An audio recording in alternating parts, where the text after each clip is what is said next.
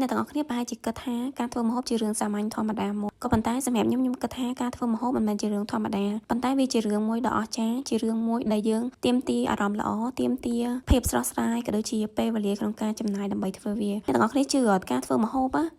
ដូចគ្នាក៏ប៉ុន្តែរសជាតិវាចេញមកគឺខុសគ្នានៅពេលដែលយើងមានអារម្មណ៍ល្អយើងមានអារម្មណ៍ថាស្រស់ស្រាយក៏ដូចជាយើងមានពេលវេលាគ្រប់គ្រាន់ក្នុងការធ្វើវាសម្រាប់ខ្ញុំការធ្វើម្ហូបដែលមានអាជីរសគឺខ្ញុំត្រូវការមានពេលវេលាគ្រប់គ្រាន់មានអារម្មណ៍ល្អចឹងពេលហ្នឹងហើយម្ហូបអាហារដែលខ្ញុំធ្វើចេញមកគឺមានរសជាតិឆ្ងាញ់ខុសប្លែកពីម្ហូបអាហារដែលខ្ញុំធ្វើទាំងខ្ញុំមានអារម្មណ៍ថានឿយហត់ក៏ដូចជាគ្មានពេលវេលាគ្រប់គ្រាន់ចឹងពេលខ្លះពីមួយថ្ងៃទៅមួយថ្ងៃគឺយើងដោយសារតែយើងអត់មានពេលវេលាគ្រប់គ្រាន់យើងធ្វើនៅពេលដែលយើងហត់នឿយដោយសារវាជាកាតព្វកិច្ចដែលយើងត្រូវធ្វើជាប្រចាំថ្ងៃប៉ុន្តែពេលហ្នឹងគឺម្ហូបអាហារគឺវារសជាតិបែបសាមញ្ញធម្មតាក៏ប៉ុន្តែពេលមួយដែលយើងមានពេលវេលាគ្រប់គ្រាន់ក្នុងការធ្វើវារសជាតិម្ហូបអាហារគឺ